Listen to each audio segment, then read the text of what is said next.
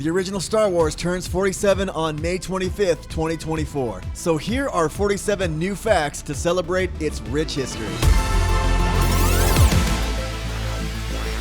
Number 1. Lucas was pessimistic about Star Wars. George Lucas was so sure that Star Wars would fail that he didn't attend the premiere. Instead, he went to Hawaii with buddy Steven Spielberg. That trip is where they came up with the main ideas for Indiana Jones. Number 2. Lucas's inspirations. It's well known that George Lucas got inspiration from Akira Kurosawa's movies and Joseph Campbell's books, but George Lucas started out as a documentary filmmaker and was also inspired by Canadian avant-garde filmmaker Arthur Lipset. Number 3. The Death Star. The Death Star battle was supposed to be shown at the end of Return of the Jedi instead of A New Hope. And when George shortened the original script of Star Wars, he brought the Death Star battle back in. At that time, not knowing that he'll ever get to do the other two films, and plus, to quote George Lucas, explosions are cool. Number 4. The Escape Pod. The Escape Pod was made of a bunch of model kit odds and ends, but the main body was a bucket from a famous fried chicken restaurant. That's right,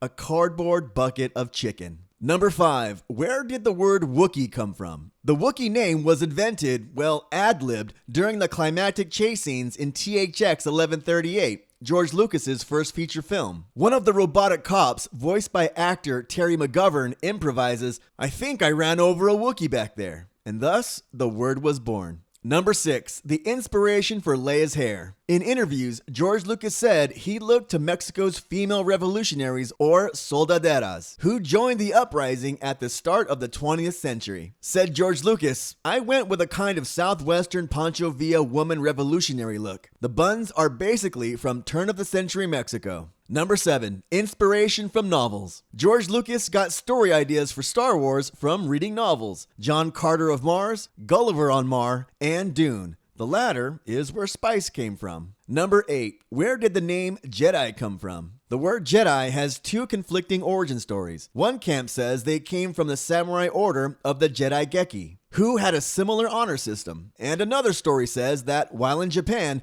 George saw the name Jedi on an ad and liked the name so much, he used it. Number 9. Who were 3PO and R2 based on? Some say that they were based on Laurel and Hardy, but C3PO and R2-D2 were based off the bickering peasants in Akira Kurosawa's The Hidden Fortress, made in 1958. Number 10. The sounds of Star Wars. Ben Burtt created the iconic sounds of R2-D2, and famous musician and DJ deadmau5 is such a fan of Star Wars that he bought the synth used to make R2-D2. Not the same model, but the actual synthesizer used by Ben Burtt. Now that's a super fan. Number 11. Not too many people know this Star Wars fact. The land speeder from the original Star Wars movie was made from a British automobile called the Bonbug 700 ES, which is a little three-wheeled two-seater car, and it used a Reliant Motor Company engine who bought Bond cars in 1969. Number 12. Reusing props. The Crate Dragon skeleton in A New Hope was a prop Diplodocus skeleton from the 1975 movie One of Our Dinosaurs is Missing. Number 13. Tarkin getting comfortable. Peter Cushing, the actor who played Grand Moff Tarkin,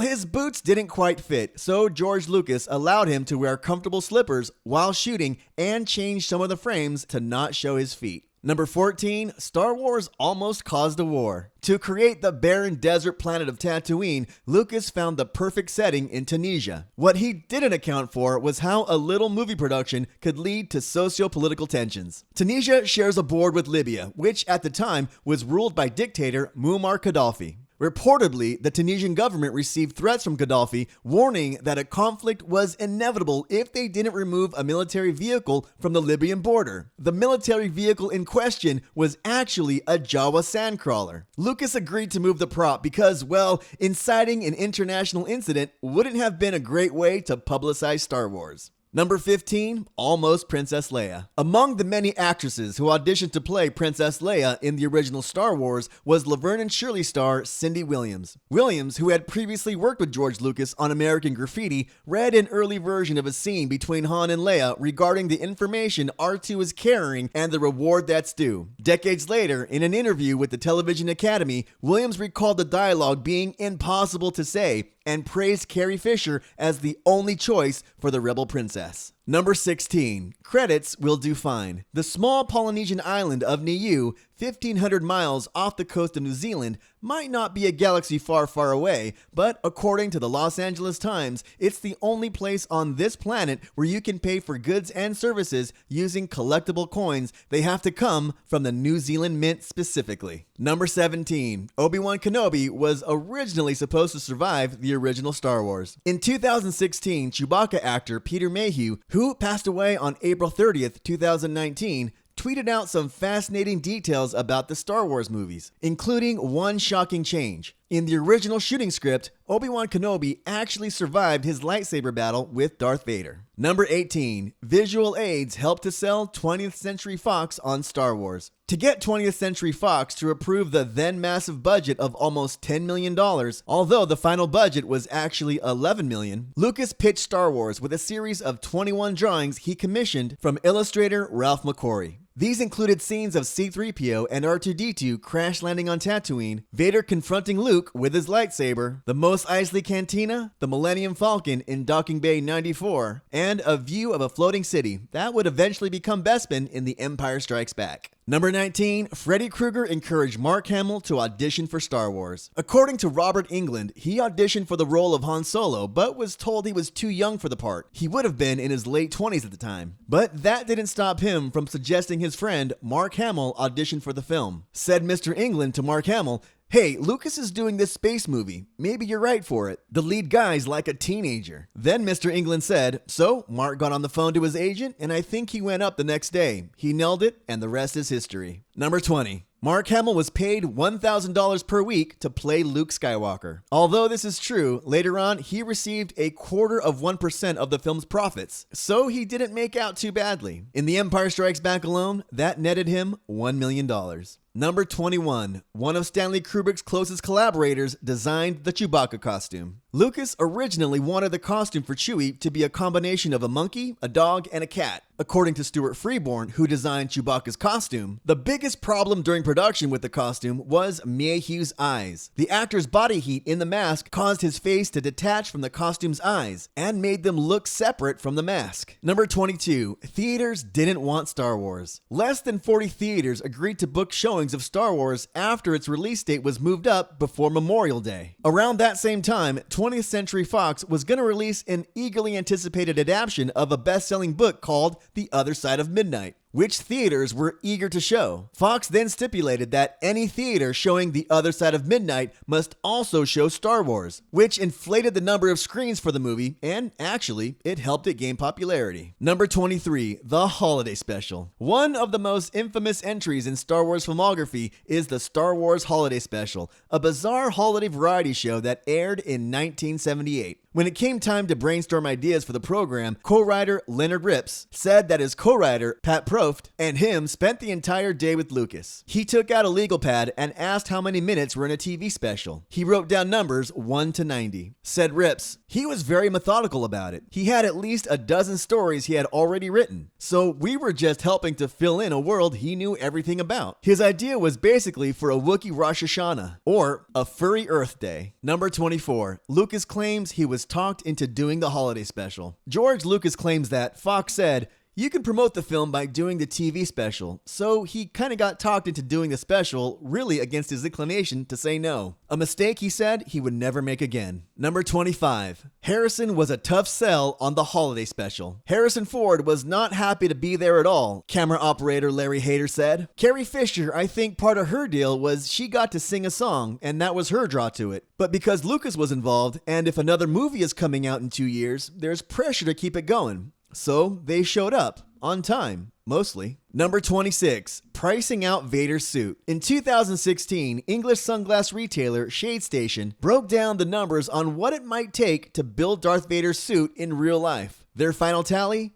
$18.3 million. We're not actually sure how much Sith Lords get paid, but it sounds like a lucrative profession. Number 27. R2-D2 builder Tony Dyson's first meeting with Lucas was about hamburgers and airplanes. When asked to recount his first meeting with George Lucas, R2-D2 builder Tony Dyson, who passed away in March 2016, said that what they talked about wasn't R2-D2, but hamburgers and flying. Specifically, said Dyson, the fact that it's difficult to find a good US-style burger in the UK and how much George dislikes flying. The next meeting, they discussed R2-D2 and his fabrication. Number 28. Darth Vader could have been Chewbacca. David Prowse, who ended up portraying the in-costume version of Darth Vader, originally turned down the role of Chewbacca. When given the choice between portraying the two characters, Prowse said, "I turned down the role of Chewbacca at once. I know that people remember villains longer than heroes. At the time, I didn't know I'd be wearing a mask." Number 29. Dutch and German speakers may have had a clue about Luke's parentage. Dutch and German speakers should have known that Darth Vader was Luke's father from the get-go, as the Dutch and German words for father are Vader and Vader, respectively. Though it's likely that Lucas was thinking of a variation on Invader when coming up with Vader's name. Number 30. It's nearly impossible to obtain an original theatrical version of Star Wars. Every release of Star Wars has been altered in some way, even some of the later theatrical releases distributed in 1977. Many of the changes centered on visual effects and sound quality, as Lucas was dissatisfied with the original versions of all three films in the original trilogy. But there were also more controversial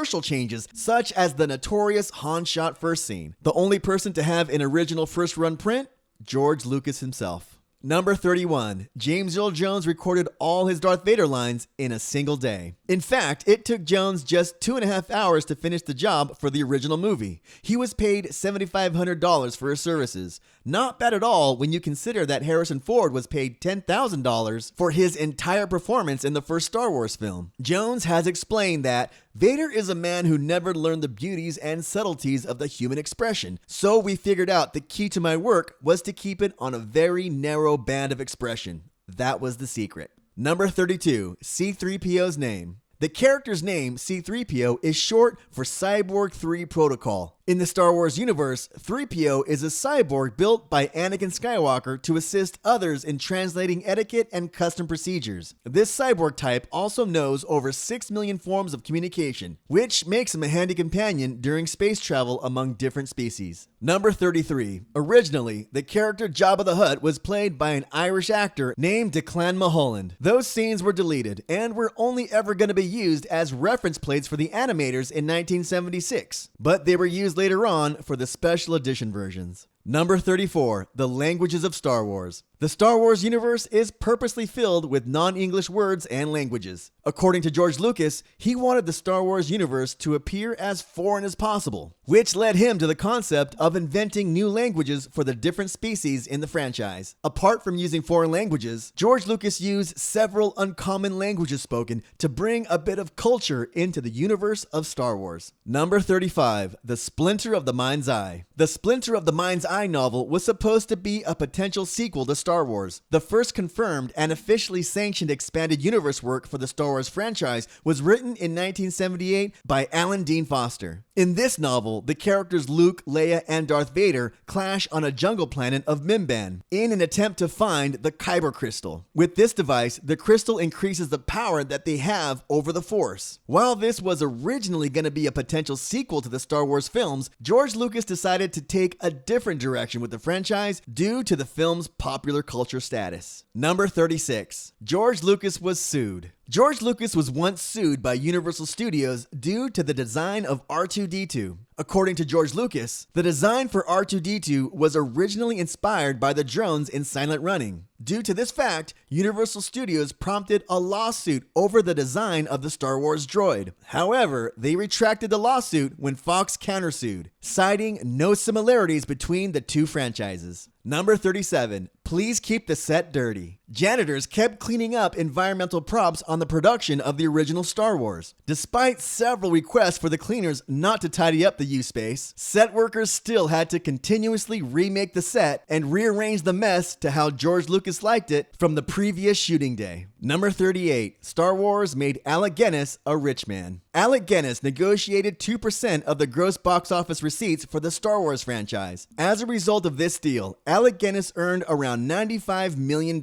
despite him referring to the original trilogy being in bad taste, although he loved and respected working with George Lucas. Number 39, Disco Star Wars. In 1977, a disco version of the theme for Star Wars was released, which later became a #1 hit on music charts in the late 70s. For 2 weeks, the song held the #1 spot. The track was released as part of the album titled Star Wars and Other Galactic Funk, produced by the artist known as Mecco. Number 40, the Silent Lightsaber. Originally, the famous lightsaber was not meant to make any noise at all. The sound effect for the lightsabers in Star Wars is one of the most distinctive noises in the science fiction genre of movies. According to George Lucas, the concept for the lightsaber also needed to be futuristic, despite the old space-age time setting of the franchise. Over time, the idea for the lightsaber being a laser sword was solidified, becoming one of the most iconic movie weapons of all time. Number 41, the Skywalker Dwarfs. Luke Skywalker and his relatives were originally envisioned as dwarves. When the storyline for the film was being written, the Skywalker family was originally written as a dwarf species. At least we know that George was thinking of Willow way back then. Number 42, Luke Skywalker was almost a woman. In older drafts of the Star Wars film, George Lucas has stated that the character Luke Skywalker was originally going to be a girl in the second draft of the script. Number 43, the Star Wars toys. From 1977 to 1978, the Star Wars franchise sold over $100 million worth of toys. As of today, the Star Wars toy line continues to show success, accumulating a revenue of over $6 billion.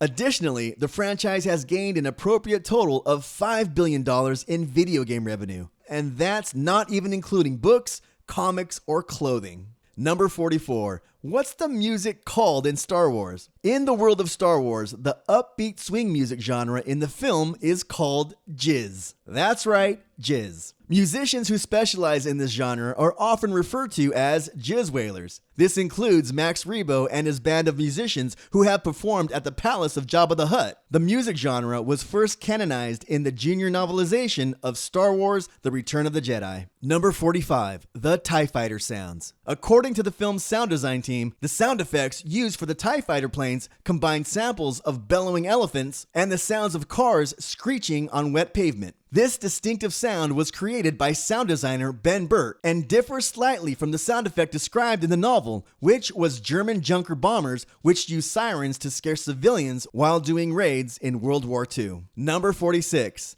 The foul-mouthed R2-D2. In very early drafts of the script, R2-D2 could speak standard English, and he had a rather foul vocabulary. Number 47, Star Wars relatives. Dennis Lawson, who plays Wedge, is the uncle to Ewan McGregor, who plays ObiWan, and McGregor has also stated that he nearly turned down the role of Obi-Wan Kenobi before being convinced otherwise by his uncle. Another Star Wars acting pair to be blood-related? Carrie Fisher and her daughter, Billie Lourd. I know a lot of these facts are well known to superfans, but if you are a superfan, let me know if any of these facts were new to you. And to see more videos about the past of Star Wars, click on these videos now. And as always, my friends, thank you, and I will see you next time.